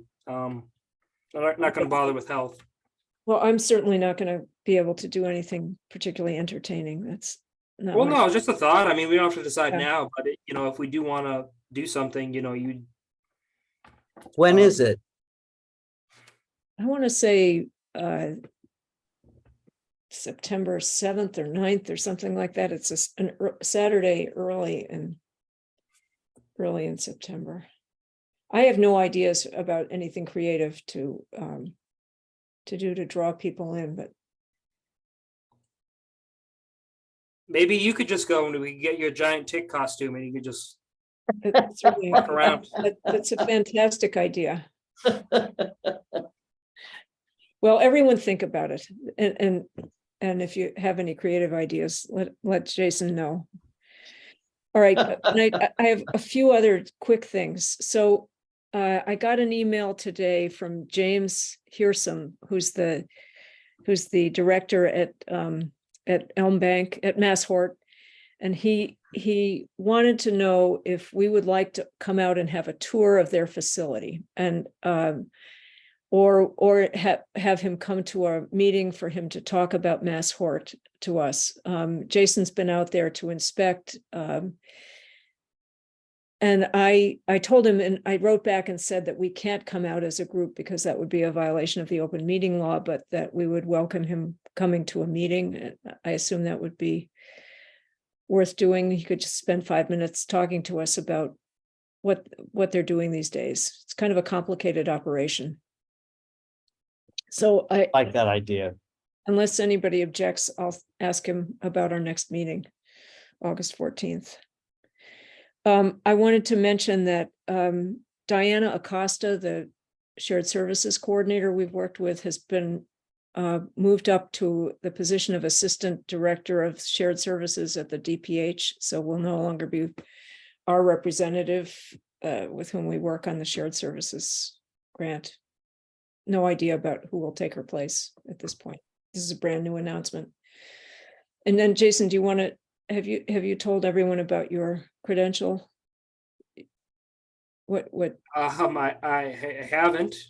I suppose I could share. We had talked about me pursuing an additional credential a couple months back, a while back, and I did just get it about a month ago. So something I'm very pleased and very excited about. I am in addition to a registered sanitarian, I'm now a certified health officer. So Congratulations. very Jason. exciting. Thank you. Congratulations. It's really great. Yeah.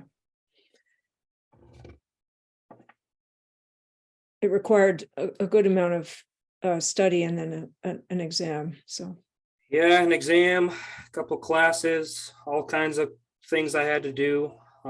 Took a while, but eventually worked out. So I'm very happy. Let's give we're him, happy. What was that, Steve? give him a raise. Yeah, you heard the Well, man. Yeah, I think Disagree with that. that's another item on the agenda with the town administrator. I like to hear that. So, we did it in just over 2 hours. All right, I'm going to run because I have to get up in a few hours, but John, we really appreciate, we know how late it is there and we it's appreciate it's fine. But thanks everybody for a productive meeting. Thanks for trying to navigate all these complex well and sewer issues. It was one of the more interesting well and sewer discussions I think we've had, so. And I just want to apologize again to Steve. I'm really sorry that I lost my temper with you. Hope you accept my apology. No, What? I'm just formulating my response from Space Nine now.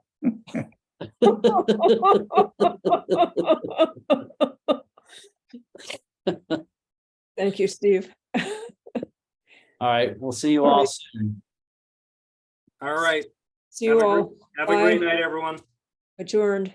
Take care.